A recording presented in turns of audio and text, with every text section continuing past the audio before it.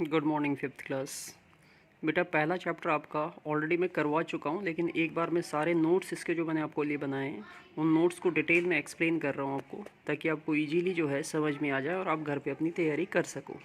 तो आपके चैप्टर का नाम है प्लांट रिप्रोडक्शन, और इसमें जो इंपॉर्टेंट नोट्स हमारे पास है जिनको आपको अच्छे से समझना है, तैयार करना है। सबसे पहले जो लिखा है वो लिखा है plant that give us food. तो वो प्लांट जो हमें फूड देते हैं, इनमें सीरियल जिनको आप अनाज पढ़ सकते हो, पल्सेस दालें, वेजिटेबल सब्जियां, फ्रूट्स, ये जो भी फल हम खाते हैं, स्पाइसेस मसाले, ये सारे के सारे वो प्लांट है जिनसे हमें फूड मिलते हैं। इसके अलावा कुछ अदर प्लांट्स हैं जैसे वुड, ये लकड़ी देगा।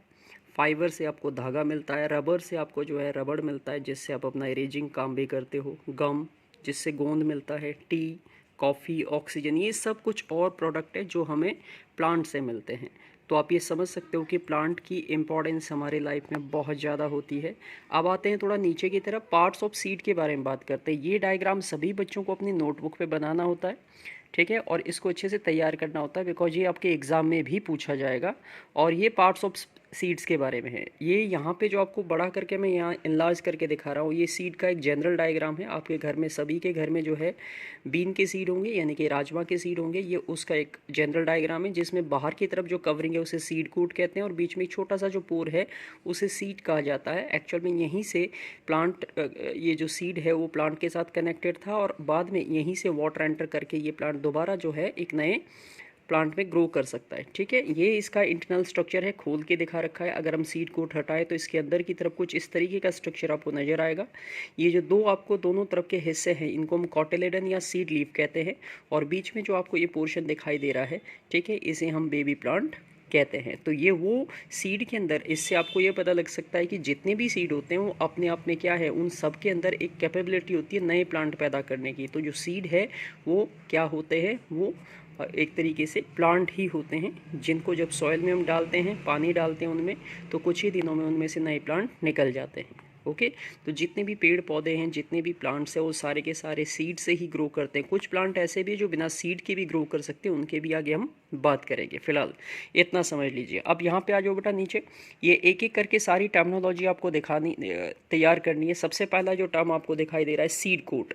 अब सीड कोट की आप डेफिनेशन कुछ ऐसे तैयार करोगे, the outer covering of the seed is called seed coat, यानी कि किसी भी सीड के बाहर की जो कवरिंग होती है, जो उसके ऊपर जो लेयर चढ़ी हुई है, उसी को सीड कोट कहते हैं। इसका अगर फंक्शन पूछा जाए तो आपको कुछ ऐसे लिखेंगे कि इट प्रोटेक्ट द सीड, ये सीड को क्या करता है, प्रोटेक्ट। ओके, अब जो अगली डेफिनेशन आपको तैयार करनी है बेटा, उसको कहते हैं कॉटिलेडन। क्या कहेंगे उसको हम, कॉटिलेडन या सीड लीफ कहेंगे, ठीक है। The thick seed leaf that stores food are called as cotyledon और सीड लीफ। तो यानी कि ये वो पार्ट होते हैं जो सीड कोट के अंदर होते हैं, और इसका मेन फंक्शन होता है कि जो बेबी प्लांट है उसके लिए फूड स्टोर करके रखते हैं। जब तक वो प्लांट सॉइल में अपनी जड़ें नहीं बना लेगा, ठीक है, तब तक वो खाना इन्हीं कॉटिलेडन से लेता रहेगा। फंक्शन ऑफ कॉटिलेडन आपको याद करना है, it store food for the baby plant. Then third definition आपको जो तैयार करनी है वो है डाइकॉट्स क्या होते हैं। तो डाई का मतलब दो होता है, और कॉट का मतलब था कॉटिलेडन वाले। तो जिनमें दो कॉटिलेडन हो उनको डाइकॉट कहते हैं। तो ऐसे सीड जिनके अंदर दो कॉटिलेडन्स होते हैं, they are called dicot seeds. Alright, तो सीड हैविंग टू कॉटिलेडन और two seed leaves are known as dicot seed. Example आपको ध्यान रखने हैं, बीन्स, पी जिसको हम मटर कहते हैं, ग्राम, चना, राइट। नेक्स्ट अगला पॉइंट नंबर 4 है मोनोकोट्स और मोनोकोटिलेडनस प्लांट। तो मोनो का मतलब सिंगल होता है, एक, ठीक है, और कॉटिलेडन का मतलब होता है सीड का हिस्सा। तो जिस सीड के अंदर दो की जगह सिर्फ एक ही कॉटिलेडन होता है, उनको हम क्या कहते हैं, मोनोकोट्स या मोनोकोटिलेडनस सीड कहते हैं। तो seed having only one cotyledons are known as the monocotyledonous seeds. Example देखिए बेटा, मेज, भुट्टा आपने खाया होगा, ओट, बार्ले, राइस, चावल के दाने को देखना, गेहूं को देखना, ये सारे के सारे मोनोकोट होते हैं। अब एक और चीज़ आपको जो अच्छे से ध्यान समझनी है वो है जर्मिनेशन। जर्मिनेशन बड़ा इंपॉर्टेंट टॉपिक है कि क्या होता है जर्मिनेशन। तो अब जैसे ही हमने सीड को सॉइल में डाला, सॉइल में डालने के बाद ये कुछ ही दिनों में, लगभग विद इन ए वीक, इसको पानी मिलेगा, वार्मथ मिलेगा, सॉइल से इसको न्यूट्रिएंट्स मिलेंगे। तो ये इसमें एक प्रोसेस होगी, उस प्रोसेस में सीड जो है वो एक न्यू प्लांट में ग्रो करेगा, उसी को जर्मिनेशन कहते हैं। तो the process of seed growing into a new plant is called germination. Got it. आप क्या क्या कंडीशन नेसेसरी है, अगर क्वेश्चन आता है कि what is germination and what are the condition necessary for the germination, तो ध्यान से सुनिए। एयर, सबसे ज़रूरी चीज़ जो चाहिए प्लांट को सांस लेने के लिए वो एयर चाहिए, जिससे वो ब्रीथ करेगा सीड, ठीक है। वाटर चाहिए जिससे उसका सीड कोट सॉफ्ट होगा। वार्मथ यानी कि गर्माहट चाहिए जिससे उसके सीड के अंदर की सेल एक्टिव होगी। तो ये कुछ कंडीशन है कि सीड तभी ग्रो करेगा जब इतनी चीज़ें उसे मिलेगी। अगला टॉपिक हमारे पास जो बेटा है वो है सीडलिंग। सीडलिंग क्या होता है? The seed with a small root and a small shoot is called seedling. यानी कि सीड को ही हम सीडलिंग कहते हैं, जिसके अंदर एक छोटा सा रूट होता है, उसके अंदर एक छोटा सा शूट होता है। जो डायग्राम हमने थोड़ी देर पहले देखा था उसी को हम क्या बोलते हैं? सीडलिंग कहते हैं उसकी। तो a baby plant that can comes out from the seed is also called seedling. And the growing seedling जो है वो कहाँ से फूड लेता है? जो फूड कॉटिलेडन्स में स्टोर होता है वहाँ से उस फूड को वो यूज करता है। समझ में आ गया होगा आपको इतना? Hello, good morning fifth class. बेटा ये अब आज लेक्चर 2 आपके लिए रिकॉर्ड कर रहा हूँ।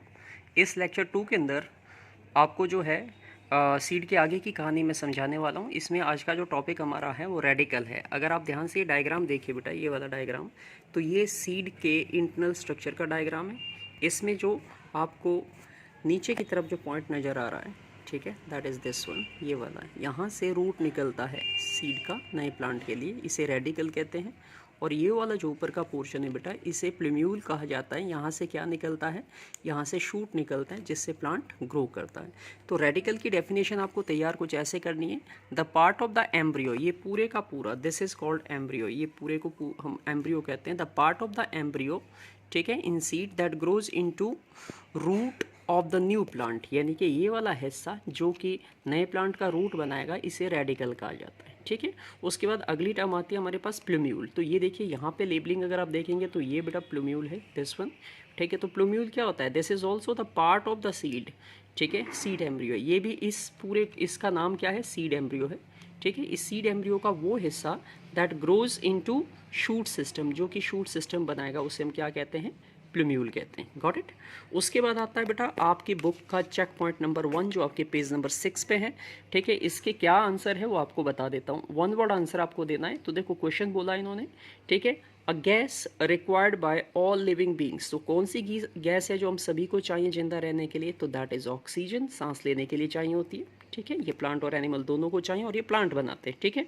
उसके बाद आता है बेटा next, the leaves that provide food to the baby plant. तो वो कौन सी लीव्स थी जो प्लांट को फूड दे रही थी? तो हमने पढ़ा था अभी थोड़ी देर पहले, उनको कॉटिलेडन्स कहते हैं, ठीक है।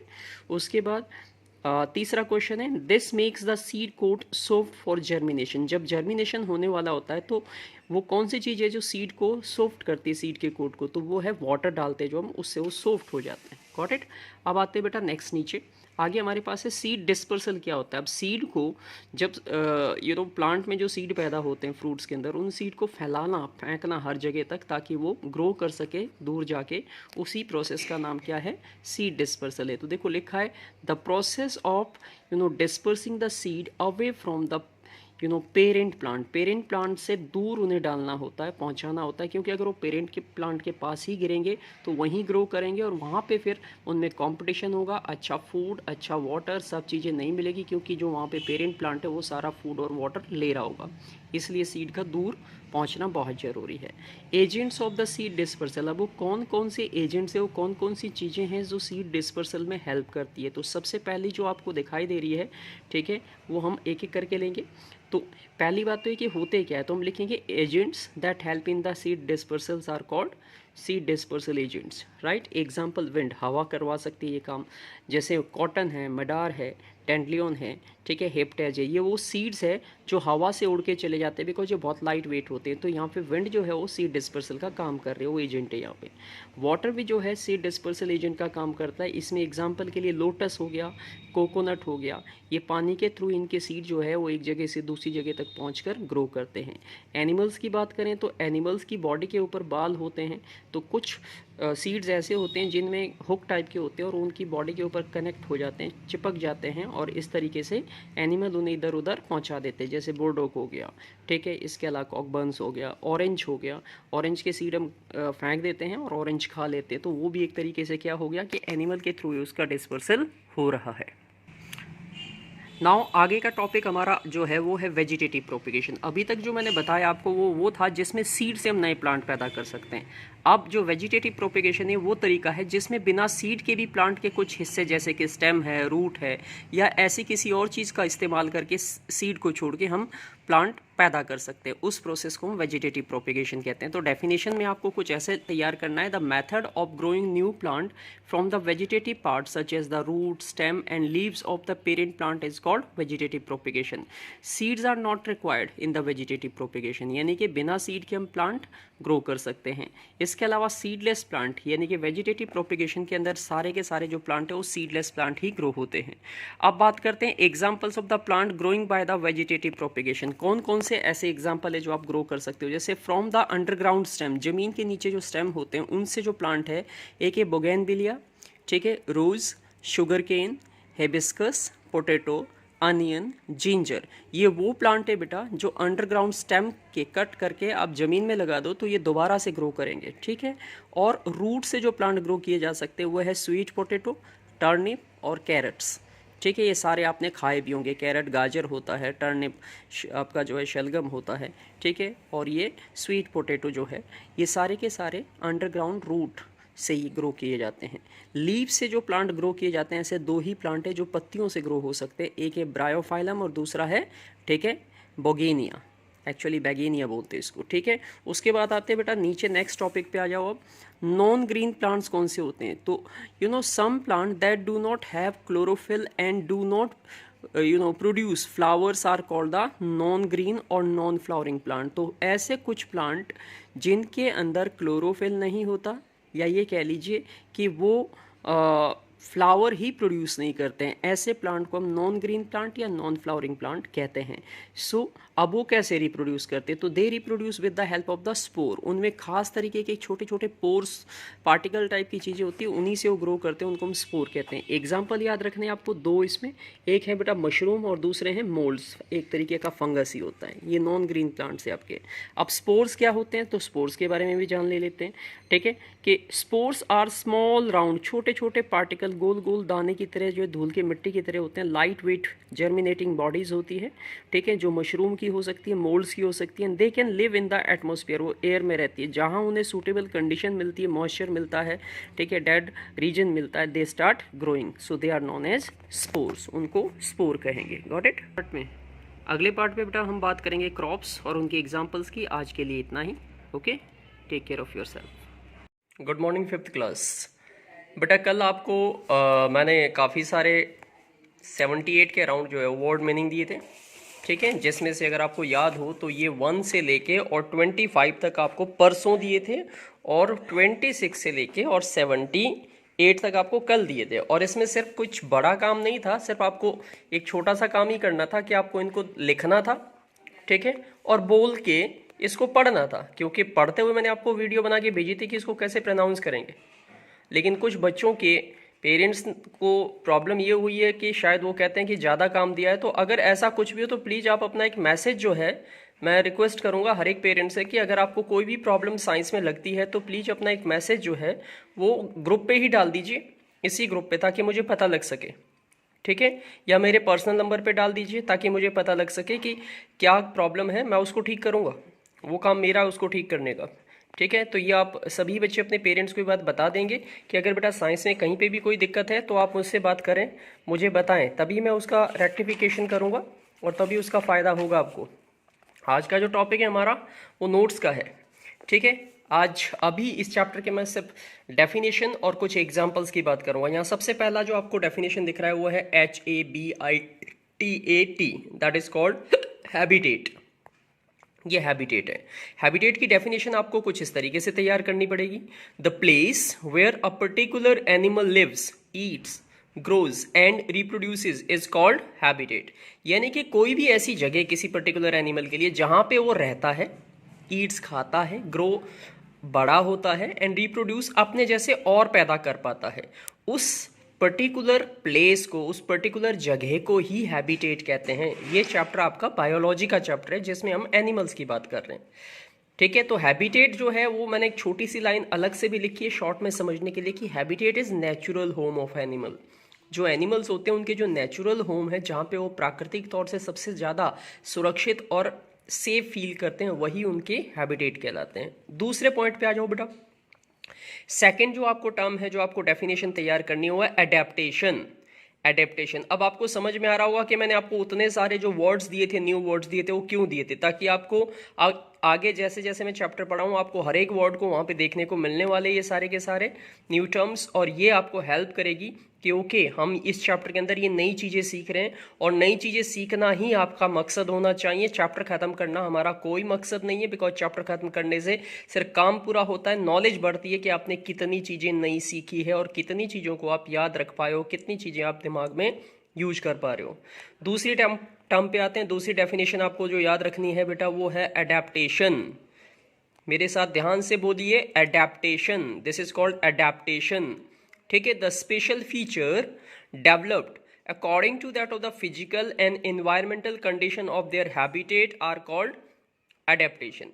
तो जो स्पेशल फीचर्स होते हैं ऑर्गेनिज्म, जो अपने मान लो हम जहाँ पे भी रहते हैं उसके हिसाब से हमने खुद को ढाल रखा है, वहाँ के हिसाब से अपने आप को बदल रखा है, तो इसी प्रवृत्ति को, इसी टेंडेंसी को, इसी क्वालिटी को अडेप्टेशन कहा जाता है। कि कोई भी ऑर्गेनिज्म अपने आप को अपने एनवायरनमेंट और फिजिकल कंडीशन के हिसाब से बदल लेता है ताकि वो वहाँ पे आराम से रह सके, उसी को क्या कहेंगे, एडेप्टेशन कहेंगे। ठीक है, समझ गए होंगे शायद। अब आते हैं बेटा अगली डेफिनेशन। अगली जो डेफिनेशन है हमारी वो है एक्वेटिक एनिमल्स। एक्वेटिक एनिमल्स, तो ऐसे एनिमल जो पानी में रहते हैं। तो आप इसको इंग्लिश में कैसे बोलेंगे, ध्यान से सुनिए। Those animals that live in water are called aquatic animals. I'm repeating, those animals that live in water are called aquatic animal. यानी कि वो एनिमल, प्राणी, जीव जंतु जो पानी में ही रहते हैं, जिनका जीवन पानी में ही गुजरता है, उनको हम एक्वेटिक एनिमल्स कहते हैं। एग्जाम्पल के लिए आपने फिश, टॉर्टॉइज, क्रोकोडाइल, ऐसे बहुत सारे एनिमल है जो पानी में ही अपना जीवन गुजारते हैं, तो उनको हम एक्वेटिक एनिमल्स कहेंगे। Got my point. अगला टर्म जो बेटा आपको याद रखना है वो है एम्फीबियन। क्या है, एम्फीबियन। एम्फीबियन का मतलब क्या होता है, एम्फ का मतलब होता है जो आधे जमीन और आधे पानी, यानी कहने का मतलब है कि ऐसे ऑर्गेनिज्म जो दोनों ही जगह पे रह पाते हैं, पानी में भी रह सकते हैं वो और जमीन पे भी, उन्हीं को एम्फीबियन कहते हैं। तो इंग्लिश में इसकी डेफिनेशन आपको कैसे याद रखनी है या बोलनी है या तैयार करनी है, ध्यान देखिए। Animals that live both on land and in water are called amphibian. तो वो एनिमल्स जो लिव मतलब रहते हैं बोथ, दोनों जगह पे, ऑन लैंड जमीन पे भी, एंड इन वाटर पानी में भी, आर कॉल्ड एम्फीबियन, उनको एम्फीबियन कहते हैं। तो वो एनिमल जो पानी और जमीन दोनों में ही रह पाते हैं, उन्हीं को हम एम्फीबियन कहेंगे। मेरी बात समझ में आ गई होगी सभी बच्चों को। एग्जाम्पल है बेटा क्रोकोडाइल है, टॉर्टॉइज है। ठीक है, ये ऐसे एनिमल है जो दोनों, फ्रॉग हो गया, ये पानी में भी रह सकते हैं। ठीक है, अब आते हैं एक और टर्म हमारे पास है यहाँ पे, एब्डोमन। एब्डोमन, ठीक है, पढ़ना सुनिए, ध्यान से समझिए, मेरी आवाज़ को सुनिए और उसी के हिसाब से बोलिए। एब्डोमन, क्या पढ़ेंगे इसको, एब्डोमन। एब्डोमन क्या होता है, सीधे टर्म में बताऊं तो पेट का ही एक हिस्सा होता है। The larger and part of the insects body behind its head is called abdomen. Insect का सबसे फ्रंट वाला पार्ट हेड होता है बेटा, उसके बैक में थोरेक्स होता है, और सबसे पीछे वाला पार्ट जहाँ उसके पैर होते हैं उसको बोलते हैं एब्डोमन। तो एब्डोमन जो है स्टमक वाले पोर्शन को बोलते हैं। तो इंसेक्ट की जो बॉडीज होती है उनके जो स्टमक वाला हिस्सा होता है, जो बैक वाला पोर्शन होता है, उसी को एब्डोमन कहा जाता है। तो larger and part of the insects body behind its head is called abdomen. तो ये आज की डेफिनेशन है, इतना ही आज आपको करना है, और होपफुली आप इसे अच्छे से पढ़ेंगे, सुनेंगे, 10 बार 15 बार सुनिए और तैयार कीजिए। अगर किसी को दिक्कत है बेटा, किसी भी तरीके की दिक्कत है, अपना फीडबैक आप मुझे दीजिए। मुझे पता लगना चाहिए कि मैं अपने बच्चों को क्या सिखा रहा हूँ और मेरे बच्चे कितना सीख रहे हैं। ठीक है, मुझे अपना फीडबैक जरूर भेजिए वापस सारे बच्चे, या पेरेंट्स से भी रिक्वेस्ट है कि अगर आपको लगता है कि कुछ भी ज़्यादा हो रहा है या कम हो रहा है या सही नहीं हो रहा है, तो आप प्लीज़ मुझे अपना फीडबैक दीजिए, मैं उसे ठीक करूँगा। ये मेरा काम है ठीक करना, क्योंकि हम चाहते हैं कि बच्चों को अच्छे से अच्छा मिले। ठीक है, आपकी जो सजेशन है, आपकी जो राय हो, सिर आंखों पे है, प्लीज़ आप अपनी राय और अपना सजेशन दे सकते हैं। Thank you. ये सबको, ये सारा काम आप सभी बच्चों को अपने कॉपी पे करना है और बोल बोल के इसे तैयार जरूर करना है, तभी साइंस आएगी। जब तक आप बोलना नहीं सीखोगे, इसे पढ़ना नहीं सीखोगे, तब तक साइंस तो भूल जाओ, आप ये भी नहीं समझ पाओगे कि हम क्या कर रहे हैं। ठीक है, गुड मॉर्निंग 5th क्लास। बेटा ये है आज का टॉपिक आपका साइंस का, चैप्टर 2 हमारा चल रहा है, और हमारी जो थीम है, हमारा जो टॉपिक है वो है डेफिनेशन। इस चैप्टर के अंदर आने वाली सारी इंपॉर्टेंट डेफिनेशंस पहले मैं आपको सिखा रहा हूँ। ये जो आज का वर्ड आपको नज़र आ रहा है, ये लिखा हुआ है हर्बीवोर्स। हर्बीवोर्स, मैं रिपीट कर रहा हूँ, हर्बीवोर्स। मेरे साथ मन ही मन दोहराते रहिएगा। हर्बीवोर्स क्या होते हैं, इसकी डेफिनेशन इंग्लिश में कैसे लिखनी है। बहुत छोटी डेफिनेशन बनाई, बुक में बहुत बड़ी है। मैं इसको बहुत छोटा करके इसलिए बना रहा हूँ ताकि बच्चों को दिक्कत ना हो, आप लोग आसानी से कर लो। Plant eating animals are called herbivores. बहुत ईजी है। प्लांट ईटिंग मतलब प्लांट खाने वाले, एनिमल्स मतलब जानवर, आर कॉल्ड हर्बीवोर्स, उनको हर्बीवोर्स कहते हैं। मतलब वो सारे प्राणी, वो सारे जीव जंतु जो सिर्फ घास खाते हैं, प्लांट खाते हैं, उनको हर्बीवोर्स कहते हैं। एग्जाम्पल आपने काओ देखा है, शीप है, डियर है, रैबिट है, मतलब जो भी घास खाने वाले जानवर हैं उनको हर्बीवोर्स कहोगे। उसके बाद आते हैं बेटा नंबर 2 पे। नंबर 2 हमारे पास है कार्निवोर्स। अब कार्निवोर्स का, कार्नी का मतलब होता है मीट, फ्लैश। तो मीट खाने वाले जो जानवर होंगे उनको क्या बोलेंगे, कार्निवोर्स। डेफिनेशन बहुत आसान हो जाएगी आपके लिए। Meat eating animals are called carnivores. Meat eating animals are called carnivores. Example है लॉयन, टाइगर, कैट, ये सारे जानवरों को मारते हैं। मतलब ये रोटियां नहीं खाते, ये मांस खाते हैं। तो मांसाहारी जानवर जो है उनको साइंस में हम क्या बोलते हैं, कार्निवोर्स बोलते हैं बेटा। उसके बाद आते हैं नेक्स्ट, आपकी जो डेफिनेशन बनती है बेटा वो है ओमनीवोर्स। ओमनीवोर्स, ओमनी का मतलब होता है, ठीक है, होल, सब कुछ खाने वाले। तो animal that eat both plants and flesh, flesh means meat of other animals are called omnivores. वो एनिमल जो दोनों ही चीज़ें खा लेते हैं, वो प्लांट भी खाते हैं, मांस मिले तो मांस भी खा लेते हैं दूसरे एनिमल्स का। तो ऐसे एनिमल्स को हम बोलते हैं ओमनीवोर्स। एग्जाम्पल देखिए, ह्यूमन, इंसान उनमें है। इंसान जो है प्लांट भी खाते हैं और मांस भी खाते हैं। क्रो, कौवा, दूसरा एग्जाम्पल आपके पास डॉग, ठीक है। ये कुछ ऐसे एनिमल है, कैट, जो दोनों ही चीज़ें, इनको अगर प्लांट दे दो, प्लांट के जैसे अनाज, रोटी, ये सब भी खा लेंगे, और मीट मिलेगा तो उसे भी खा लेंगे, ठीक है बेटा। अब अगली जो टर्म आपको सीखनी है वो है कैमोफ्लेज। मेरे साथ प्रोनाउंसिएशन करेंगे, बोलेंगे साथ साथ, कैमोफ्लेज। यस, एक बार फिर से रिपीट करो बेटा, camouflage. Camo, CAMO, camo. Flage की स्पेलिंग FLAGE, कैमोफ्लेज, ठीक है। So the ability of some animal to blend with the environment to protect themselves from their enemy. Enemy कौन होते हैं, दुश्मन, प्रीडेटर, शिकारी, इज कॉल्ड कैमोफ्लेज। अब समझाता हूं इसे क्या मतलब है। एबिलिटी होती है क्षमता ऑफ सम एनिमल, कुछ एनिमल की, to blend with the environment. कुछ एनिमल की ऐसी क्षमता होता है कि वो अपने आप को ब्लेंड मतलब मिला देते हैं, एनवायरमेंट मतलब अपने सराउंडिंग के साथ, उसी के जैसे हो जाते हैं। और ऐसा क्यों करते हैं, to protect themselves from their enemy, ताकि वो अपने आप को अपने दुश्मनों से बचा सके, दुश्मन उन्हें देख ना सके, उसी को कैमोफ्लेज कहते हैं। जैसे आपने नाम सुना होगा ना, कैमलियोन। स्पेलिंग के लिए तो ये चैमलियोन याद रखना है आपको, CHAMELEON, कैमलियोन। कैमलियोन क्या होता है, गिरगिट। गिरगिट का नाम मेरे ख्याल से सभी बच्चों ने सुना है। तो गिरगिट जो है बेटा, वो जहाँ पे भी, जिस भी, अगर मान लो किसी पत्थर के टुकड़े पे वो बैठा है तो उसके जैसा रंग हो जाएगा उसका। वो अगर किसी प्लांट के ऊपर एक ग्रीन कलर की लीफ के पास, तो ग्रीन कलर का हो जाएगा। तो उसकी ये टेंडेंसी कि वो जहाँ होता है उसी जैसे अपना रंग बदल देता है, उसी को कैमोफ्लेज कहते हैं। इससे वो क्या करता है, अपने दुश्मन यानी कि अपने प्रेडेटर, अपने शिकारी को वो भटकाता है, उसे पता ही नहीं लगने देता कि कैमलियन है कहाँ। तो this process is called camouflage, ठीक है।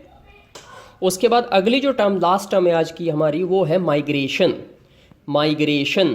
और आज हमारी सारी डेफिनेशंस भी खत्म हो जाएगी, ठीक है।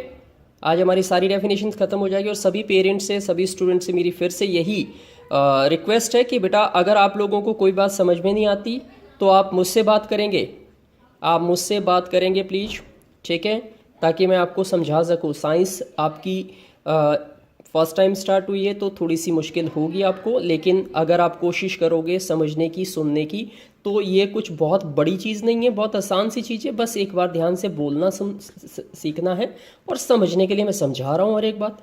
चलिए माइग्रेशन की बात कर रहे थे। माइग्रेशन, फिर से बोलिए मेरे साथ, माइग्रेशन। माइग्रेशन, माइग्रेशन, रिपीट करते रहेंगे मेरे साथ, ठीक है। तो माइग्रेशन का मतलब होता है एक जगह से दूसरी जगह जाना, हिंदी में तो इतना मीनिंग है। अब साइंस के अकॉर्डिंग इसकी डेफिनेशन हम कैसे लिख लेंगे? द सीजनल मूवमेंट, सीजनल मतलब जब जैसे जैसे सीजन बदलते हैं, गर्मी सर्दी, उसके हिसाब से movement from one place to another, यानी कि एक प्लेस से दूसरे प्लेस पे जाना, टू इस्केप, इस्केप मतलब बचना, हार्श वेदर कंडीशन, हार्श होती है बुरी, ठीक है, जो वेदर की ख़राब कंडीशन है उससे बचने के लिए एक जगह से दूसरी जगह जाना, ठीक है, in search of food is called migration, उसी को माइग्रेशन कहते हैं। Migration takes place by flying, अब जो बर्ड्स होते हैं वो सबसे ज़्यादा माइग्रेट करते हैं, उड़ के जाते हैं, स्विमिंग करके जाते हैं, वॉकिंग चल के जाते हैं, हॉपिंग कूद के जाते हैं, ठीक है, बुरोइंग ज़मीन के अंदर होल करके जाते हैं, स्लीथरिंग रेंग के जाते हैं। तो ये चलने के तरीके, मूव करने के तरीके हैं, तो उनको माइग्रेशन कहते हैं। मैंने आपको लोकोमोशन बताया था, माइग्रेशन उसमें हेल्प वहाँ पे इसकी मिलती है। तो ये आपकी आज का टोटल टॉपिक था, इसको आप अपनी कॉपी पे भी नोट करोगे साफ सुथरी राइटिंग में ऐसे ही, और बेटा इसे सुनोगे 2-3-4 बार, और उसे याद करने के लिए जो है वो एफर्ट नहीं करने, जब तक समझ में नहीं आता तब तक कुछ फ़ायदा नहीं है, आप उसे सीखोगे, ठीक है। आप डेफिनेशन को समझोगे, आप मीनिंग को समझोगे, तब जाके आपको साइंस समझ में आएगी। रटना नहीं है, बिल्कुल नहीं रटना है, सिर्फ समझना है, ठीक है। और मुझे पता है तुम सारे बच्चे बड़े मेहनती हो, आप कोशिश करोगे तो ज़रूर समझ में आने लगेगा, और एक बार जब शुरू हो जाएगा तो मुश्किल बिल्कुल नहीं होगी बेटा। और सभी बच्चे अपना होमवर्क ज़रूर डालें वापस, ताकि मुझे पता लगे मेरे कितने बच्चों ने मेरी वीडियो देखी, और मुझे फीडबैक भी दें कि सर आज आपने जो सिखाया उसमें से आपको क्या समझ में आया। सभी बच्चे अपना छोटा छोटा वीडियो डालेंगे कि सर आज आपने जो सिखाया उसमें से कितनी चीज़ें आपको समझ में आई हैं। 1 2 3 4 और 5 ये डेफिनेशन आज आपकी है। ओके बेटा, गुड मॉर्निंग 5th क्लास। बेटा हम साइंस का पहला चैप्टर कर रहे थे, जिसमें आपको 2 लेक्चर ऑलरेडी आपको भेजे जा चुके हैं, और ये आपका 3rd लेक्चर है बेटा, ठीक है। आज जो हमारा टॉपिक रहने वाला है वो है क्रॉप्स विद द, और उनके बारे में बताने वाला हूँ आपको। क्रॉप्स क्या होती है, देखो सिंपल से टर्म में अगर मैं आपको बताऊँ कि आपने देखा होगा बहुत सारे खेत देखे होंगे, जब भी आप कहीं हरियाणा पंजाब की तरफ जाते हो तो सड़क के दोनों तरफ काफ़ी सारे खेत होते हैं। उन खेतों में जो भी उग रहा है, ठीक है, चाहे वो गेहूँ है, चावल है, या वॉटेवर, उसी को हम क्रॉप कहते हैं, ठीक है। तो क्रॉप्स क्या होती है, इसकी डेफिनेशन आप इंग्लिश में बोलना चाहोगे तो ऐसे मैंने बता के लिख दिया आपको। The same kind of plant grown on a large area during a particular period of time is called crop, यानी कि एक ही टाइप के प्लांट जब बहुत बड़े एरिए पे ग्रो किए जाते हैं तो उन्हें क्रॉप कहते हैं। जैसे मान लो किसी ने राइस, चावल के जो प्लांट है वो पूरे खेत में लगा रखे हैं, तो इसका मतलब वो क्या कहलाएगी, राइस क्रॉप, ठीक है। वीट, गेहूं अगर पूरे खेत में उग रहे हैं तो उसको क्या बोलेंगे, वीट क्रॉप। मेज अगर पूरे खेतों में उगाए गए हैं तो क्या बोलेंगे, मेज क्रॉप। तो इस तरीके से क्रॉप्स जो है वो एक ही टाइप के प्लांट जो किसान अपने खेतों में उगाते हैं। Got it. अब टाइप्स ऑफ क्रॉप्स की अगर हम बात करें तो उसके लिए हमें 2 टाइप के सीजन समझने पड़ेंगे, इसीलिए types of crop seasons in India में बताने वाला हूँ आपको। तो 2 मेन टाइप के क्रॉप सीजन है बेटा इंडिया में, आप ध्यान से देखेंगे तो पहले नंबर पे लिखा हुआ है राबी क्रॉप्स, और दूसरे नंबर पे लिखा है बेटा खारिफ क्रॉप्स। राबी क्रॉप्स, खारिफ क्रॉप्स। राबी क्रॉप्स क्या होती है, अब ये जो राबी क्रॉप्स है, ठीक है, these are the crops which are grown in the winter season from November to April, they are simply called rabi crops. यानी कि सिंपल टर्म में बताऊं तो जो फसलें किसान सर्दियों में खेतों में लगाते हैं और अप्रैल के आसपास, अप्रैल मई तक उनको काट के जो है वो निकाल देते हैं, उन क्रॉप्स को हम राबी क्रॉप्स कहते हैं। तो सिंपल टर्म में राबी क्रॉप्स जो है विंटर क्रॉप्स होती है। इसकी एग्जांपल आपको याद रखने हैं, वीट, ओके, बार्ले, ये 2 ऐसी है जिनको विंटर में किसान जो है अपने खेतों में लगाते हैं। फिर दूसरे नंबर पे आपके पास आ जाती है खारिफ क्रॉप्स। कौन सी होती है, व्हाट आर खारिफ क्रॉप, तो crops that are grown in the summer season. बिल्कुल जो विंटर के अपोजिट है उनको हम खारिफ क्रॉप कहते हैं। तो जो समर सीजन में ग्रो की जाती है वो खारिफ क्रॉप, जो विंटर सीजन में ग्रो की जाती है वो राबी क्रॉप्स।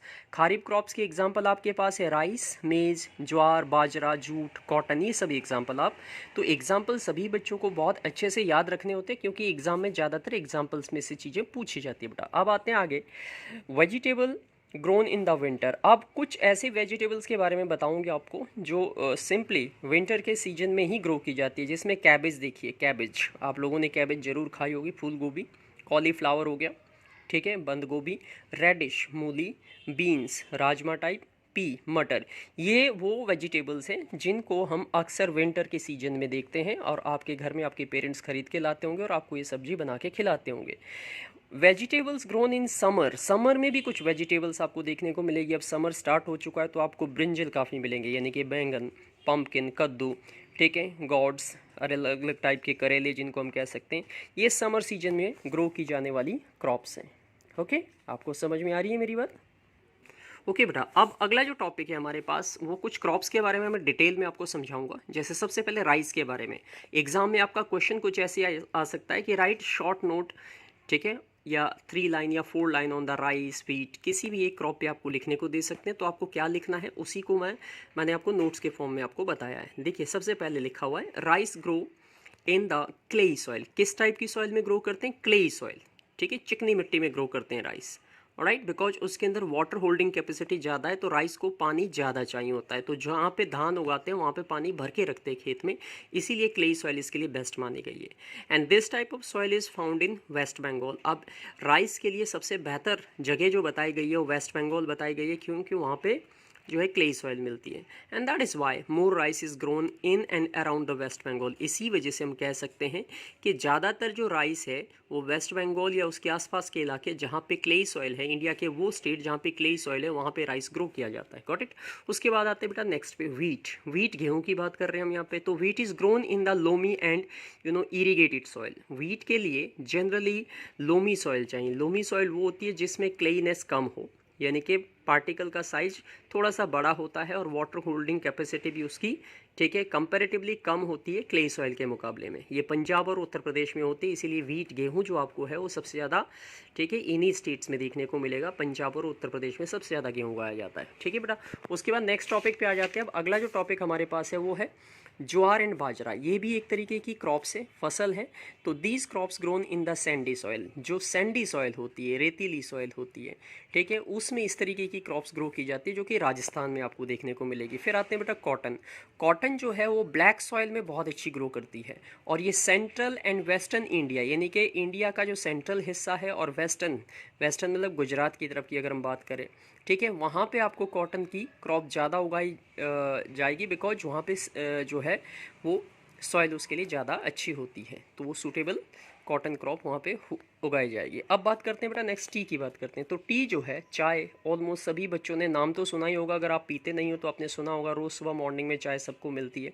तो टी प्लांट जो है वो जो टी होती है असल में ये लीफ होती है, टी प्लांट से इनको निकाला जाता है, और इनके लिए सॉइल कैसी चाहिए होती है? मॉइस्ट सॉइल चाहिए होती है, यानी कि, और स्लोप चाहिए होती है, यानी कि तिरछी ढलान वाली ज़मीन चाहिए होती है, जो कि असम, नीलगिरी हिल्स और दार्जिलिंग जैसी जगहों पे मिलती है। तो अक्सर टी जो है इन्हीं स्टेट्स में सबसे ज़्यादा उगाई जाएगी आपकी। ठीक है, एंड अगर मेज की बात करूँ, मेज भुट्टे को कहते हैं, ठीक है, मकई, तो मेज जो है they are grown well in that of the dry soil. जहाँ पे सॉइल ड्राई होती है, ठीक है, हिली रीजन और प्लेन, वहाँ पे जो है मेज लोग उगाते हैं। अनियन और ग्राउंड नट, अनियन आपको पता है किसको बोलते हैं? प्याज को बोलते हैं। ग्राउंड नट भी आपको पता होंगी, मूंगफली को बोलते हैं। तो they need well drained Sandy soil. उनको सैंडी सॉइल चाहिए, लेकिन कैसी? अच्छी खासी ड्रेन्ड, जिसमें पानी ना रुकता हो ज़्यादा। कोकोनट ट्रीज़ की अगर हम बात करें, कोकोनट आप सभी लोगों ने खाए होंगे किसी न किसी रूप में, ठीक है, कोकोनट का ऑयल भी हम यूज करते हैं। तो these trees grow in the coastal, ये कोस्टल एरिया जैसे कि केरला, ठीक है, और गोवा जैसी जगहों पे इनको आप देख सकते हो, क्योंकि समुद्र के आसपास में उगते हैं। ठीक है, तो ये कोकोनट ट्रीज़ का एरियाज़ आप मेंशन कर सकते हो। Got it? Hello, good morning, 5th class. बेटा हम साइंस का पहला चैप्टर कर रहे थे, आपको पता होगा। ठीक है, हम अभी तक 3 लेक्चर कर चुके हैं, ये चौथा लेक्चर आज आपके लिए रिकॉर्ड हो रहा है। ठीक है, आप पढ़ाई भी कर रहे होंगे और मेरे लेक्चर को ध्यान से सुन भी रहे होंगे। अगर किसी बच्चे का कोई समस्या, कोई डाउट है, बेटा कोई बात आप समझ नहीं पा रहे हो, तो आप प्लीज़ अपना मैसेज मुझे अपने ग्रुप पे डाल सकते हैं, मैं आपकी हेल्प करूँगा। ओके, अब आज का जो टॉपिक हमारा है वो है एग्रीकल्चर। एग्रीकल्चर क्या होता है, जिसको सिंपल टर्म में अगर मैं हिंदी में समझाऊं तो इसको हम खेती बाड़ी बोलते हैं। हमारा देश एक कृषि प्रधान देश है। यहाँ पे बहुत सारे लोग, ज़्यादातर जो इंडियंस है वो खेती बाड़ी करते हैं। सबकी अपनी ज़मीन है और अपने खेतों पे वो किसी न किसी रूप में फसल उगाते हैं। तो इसी प्रैक्टिस को, इसी तरीके को ही एग्रीकल्चर कहा जाता है। डेफिनेशन के लिए आप कुछ ऐसे लर्न कीजिएगा, the practice of growing crop plants on a large scale is called agriculture. यानी कि वो साइंस जिसमें किस तरीके से जो है क्रॉप्स उगाई जाती है, उनको कैसे मैनेज किया जाता है, उस पूरे की पूरी उस प्रैक्टिस को एग्रीकल्चर कहते हैं। ठीक है, methods to grow and grow good and healthy crops. अब कौन कौन से वो तरीके हैं कि अगर कोई किसान या कोई भी व्यक्ति चाहता है कि वो अच्छी क्रॉप्स ग्रो करें तो वो क्या मेथड यूज करें उनके लिए, तो यहाँ पे आपको कुछ सजेस्ट किए गए, जैसे using healthy and ripe seed for sowing. जब भी आप क्रॉप्स उगाते हैं तो जो सीड्स हम सेलेक्ट करते हैं वो हमेशा अच्छी क्वालिटी के होने चाहिए और पूरी तरीके से मेच्योर होने चाहिए। दूसरे पॉइंट में ये बता रहे हैं preparing the soil in the right manner. जो भी खेत हमने डिसाइड किया है, जिस भी फील्ड में हम जिस भी जगह पे हम ग्रो करने वाले हैं, क्रॉप्स लगाने वाले हैं, वहाँ पे पहले मिट्टी को अच्छे से तैयार करना पड़ता है। तीसरे पॉइंट पे ये बता रहे हैं एडिंग मैन्योर्स एंड फर्टिलाइजर। एक बार हमने हल चला के खेत को तैयार कर दिया, मिट्टी खोद दी, उसके बाद उसमें मैन्योर और फर्टिलाइजर डालने पड़ते हैं जो कि प्लांट की ग्रोथ को अच्छा करते हैं। पॉइंट नंबर 4 में irrigating the soil at that of the proper time. सही समय पे पानी देना पड़ता है, जिसको हम सिंचाई कहते हैं, या अगर मैं साइंस के टर्म में बताऊं तो इसे इरिगेशन कहा जाता है। यूजिंग, लास्ट पॉइंट हमें बता रहा है कि using the insecticides and pesticide in that of the correct quantity. अब जब क्रॉप्स ग्रो होती है किसान की तो जनरली कुछ इंसेक्ट्स और पेस्ट आके, जो है कीड़े मकोड़े आके हमारी फसलों को ख़राब करने लगते हैं, तो उनको ख़त्म करने के लिए इंसेक्टिसाइड और पेस्टिसाइड नाम के केमिकल्स मार्केट में मिलते हैं, जिनको किसान जो है वो एक पंप में भर के स्प्रे करता है और इस तरीके से अपनी फसल को प्रोटेक्ट करता है। Protection and storage of the seed. अब मान लो किस किसानों ने एग्रीकल्चर किया, खेत में उन्होंने जो फसल लगा दी थी वो तैयार हो गई, अब उसको वो काटने के बाद कैसे स्टोर करेंगे उसी के बारे में। तो आफ्टर हार्वेस्टिंग का मतलब होता है मेच्योर जो क्रॉप्स होती है, क्रॉप्स जब तैयार हो जाती है तो उसको काटना और तैयार करना या मैनेज करना, उसी को हार्वेस्टिंग कहा जाता है। तो यही बता रहे हैं कि after harvesting grains have to be protected against the moisture, fungus, rats, moles, birds, squirrel, insect. ये सारे कीड़े मकोड़े हैं जो किसी न किसी तरीके से हमारे या किसानों के अनाजों को जो है तबाह कर सकते हैं, तो उनसे बचाना होता है। देयरफॉर सीड, जिनको हम ग्रेन कह सकते हैं, should be stored in air tight and sealed container. तो बहुत सारे अनाज को ख़राब होने से बचाने के लिए उनको एयर टाइट ऐसे कंटेनर, इस तरीके के बड़े बड़े जो है स्टोरेज कंटेनर, जिन्हें सीलोज कहते हैं, ठीक है, या गोडाउंस बनाए जाते हैं जहाँ पे इस तरीके के कोई भी इंसेक्ट या पेस्ट ना पहुँच सके और हमारी जो क्रॉप्स है या हमारे जो अनाज है वो ख़राब ना हो। अब बेटा यहाँ पे हमारा टॉपिक आ जाता है चेक पॉइंट 2। ये आपकी एक्सरसाइज का ही एक हिस्सा है। बुक के बीच बीच में जो छोटी छोटी एक्सरसाइज है वो है। इसमें मैं आपको बता रहा हूँ, देखिए इसमें नेम द फॉलोइंग, हमें वन वर्ड आंसर देना है। सीड डिस्पर्स्ड बाय वाटर, तो आपको 2 एग्जाम्पल याद रखने चाहिए, कोकोनट एंड लोटस। आप कोई और भी याद कर सकते हो। Seed disperse by air, air से जो सीड डिस्पर्स हो रहे थे, ठीक है, वो हमने कॉटन और मैडार के पढ़े थे, ठीक है। तीसरे क्वेश्चन पे पूछ रहे हैं कि केमिकल फर्टिलाइजर का नाम आपको बताना है, तो आप यूरिया लिख सकते हो या एनपीके। मैंने 2 एग्जाम्पल लिखे, आपको ये एक तो अच्छे से याद रख ही सकते हो। Crops grown during the winter season, winter season में कौन सी क्रॉप्स ग्रो होती थी, राबी क्रॉप्स होती थी, तो ये आपको याद रखने वाली बातें, ठीक है। अब इससे अगला जो लेक्चर होगा हमारा वो लास्ट लेक्चर होगा, और उस लेक्चर के अंदर हम क्या करेंगे, ठीक है, इस चैप्टर की पूरी जो बैक एक्सरसाइज आपको दे रखी है उसको पूरे को मैं एक्सप्लेन करूंगा विद आंसर, क्वेश्चन का मीनिंग, फिर उसके बाद उसके आंसर को समझाऊंगा ताकि आपको ईजी हो जाए और फिर आपको ये चैप्टर तैयार करना होगा। Okay, so that's all for today. Hello, good morning 5th class. बेटा अब हम चैप्टर अपना कंप्लीट कर चुके हैं। लास्ट लेक्चर में, लेक्चर 4 में हम अपने चैप्टर को कंप्लीट कर चुके हैं। अब हमारे पास जो है वो बुक के बैक एक्सरसाइज की जितनी भी एक्सरसाइजेज है उन सब को मैं आपको समझाऊंगा एक बार विद आंसर, क्वेश्चन क्या है, उसका मीनिंग क्या है, उसका ट्रांसलेशन क्या है, ताकि आपको उसके बाद तैयार करने में दिक्कत ना हो, ठीक है।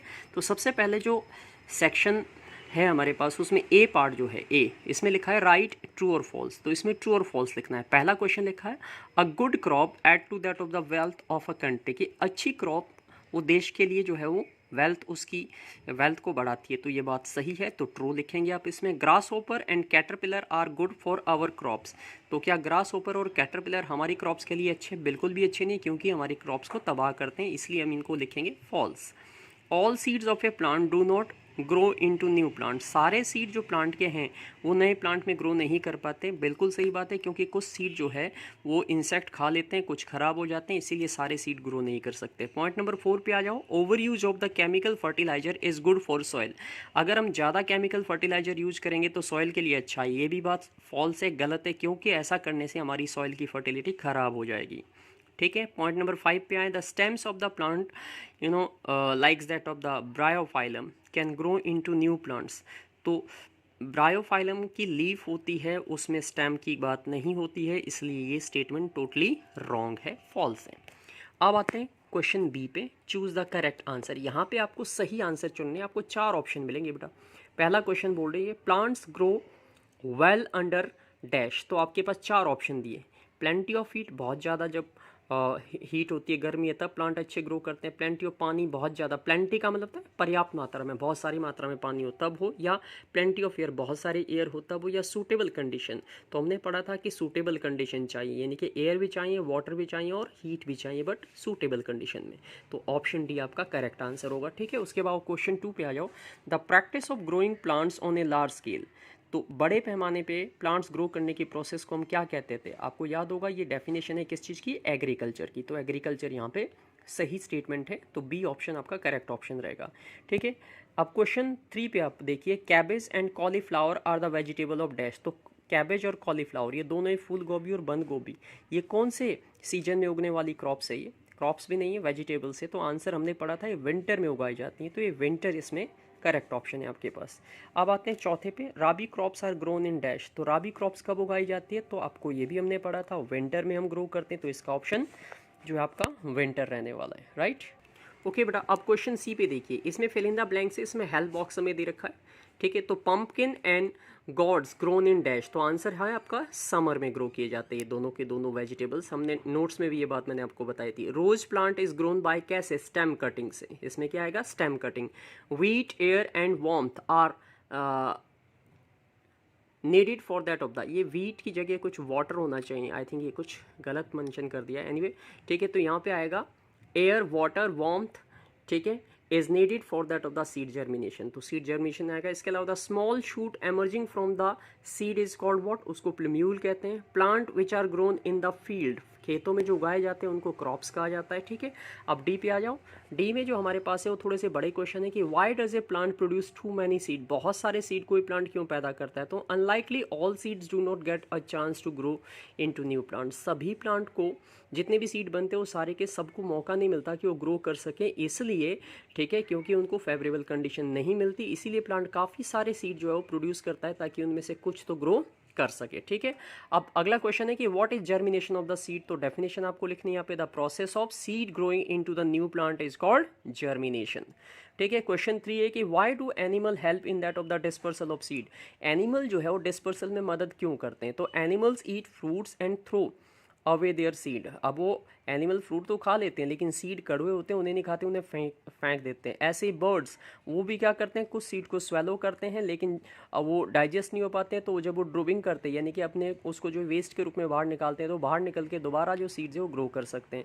सीड लाइक द, इसके अलावा कुछ जो बुलडॉग और आप जो है एक कॉकबर्ड्स, ये कुछ ऐसे सीड्स के नाम हैं जो एनिमल के स्किन पे स्टिक हो जाते हैं और कपड़ों पे स्टिक हो जाते हैं और एक जगह से दूसरी जगह ट्रांसमिट हो जाते हैं, यानी कि डिस्पर्स हो जाते हैं। तो this is how we can say कि एनिमल कैसे हेल्प करते हैं, ठीक है, किस चीज़ में? डिस्पर्सल में। अब जो क्वेश्चन नंबर 4 है बेटा, इसमें लिखा है what are the special features of the seed disperse by the wind, seed के क्या खास गुण होते हैं जिसकी वजह से वो विंड से डिस्पर्स होते हैं? तो सीड्स ऑफ द कॉटन, मेडार, डेडलियन, ठीक है, हैप्टेज, ये जो है लाइट और हेयरी, यानी कि इनमें बाल से होते हैं हल्के, so they can easily float with that of the air, हवा या विंड के साथ आसानी से बह सकते हैं और विंड उनको, ठीक है, डिस्पर्स करने में हेल्प करती है। नाउ क्वेश्चन नंबर 5 पे देखिए, what is the difference between rabi और खारीफ क्रॉप में डिफरेंस, काफ़ी इंपॉर्टेंट क्वेश्चन है, एग्जाम में बहुत ज़्यादा पूछा जाता है। तो आप राबी क्रॉप्स और खारीफ क्रॉप्स के लिए 2 कॉलम तैयार करोगे। लेफ्ट हैंड साइड में मैंने राबी क्रॉप्स लिखा है, तो इसमें पहला पॉइंट है कि they are grown in the winter season, तो हम कह सकते हैं कि rabi crops are winter crops. Kharif crops they are grown in the summer season, तो they are called summer crops. Example दोनों का दे सकते हो, जैसे राबी क्रॉप्स के एग्जाम्पल हम वीट और बार्ले लिखेंगे, खारीफ क्रॉप्स के लिए आप एग्जाम्पल राइस, मेज, ज्वार, बाजरा लिख सकते हैं। ठीक है, अब कुछ हॉट्स के क्वेश्चन है, ये एडिशनल क्वेश्चन है बट आपको करने हैं। All seeds of a plant do not grow into new plant, why, सारे सीड जो होते हैं प्लांट के वो नए प्लांट क्यों नहीं बना पाते? Because all seed do not get the favourable condition, सभी सीड्स को फेवरेबल कंडीशन नहीं मिलती, तो जिनको नहीं मिलती वो नए प्लांट में नहीं कन्वर्ट होते और जिनको मिलती है वो ग्रो हो जाते हैं। क्वेश्चन 2 है, why is it that life on the earth can not exist without plant, ऐसा क्यों कहते हैं कि अगर प्लांट नहीं होंगे तो धरती पे जीवन भी नहीं होगा? तो we all need food and plant are producer, हम सभी को खाना चाहिए और खाना हमें कौन बना के देते हैं? प्लांट देते हैं, बिकॉज वो फोटोसिंथेसिस करते हैं, इसीलिए अगर प्लांट नहीं होंगे तो धरती पे बाकी लाइफ भी नहीं सर्वाइव कर पाएगी। ठीक है, तो ये लास्ट पॉइंट था आपका। एक और ये बेटा लास्ट क्वेश्चन है, एक्स्ट्रा क्वेश्चन में से इसको मैंने लिया है, अलग से बनाया है। इसमें देखिए फिल इन द ब्लैंक्स में आपको आ सकता है या कंप्लीट द सीरीज। जैसे मैंगो, ठीक है, सीड से ग्रो होते हैं, ठीक है, तो बीट रूट किससे ग्रो होता है? रूट से। कैबेज विंटर में ग्रो होती है, तो ब्रिंजल समर में ग्रो होता है। मेज मोनोकोट है, तो ग्राम क्या है आपका? डाइकोट है। तो यहाँ पे हमारा चैप्टर हो जाता है खत्म। अब ये पूरे का पूरा चैप्टर आप सभी बच्चों को तैयार करना है और आपके जो यूटी होंगे उसमें ये पहला चैप्टर आपका पूछा जाएगा, तो हर एक बच्चे को अच्छे से तैयार करना है, ठीक है। अगर किसी बच्चे को कहीं भी प्रॉब्लम है बेटा तो मैं बैठा हूँ, मेरे से बात करेंगे, ओके। अब अगले सेक्शन में या अगले जो आपकी क्लास होगी उसमें हम नया चैप्टर शुरू करेंगे, ओके, बाय।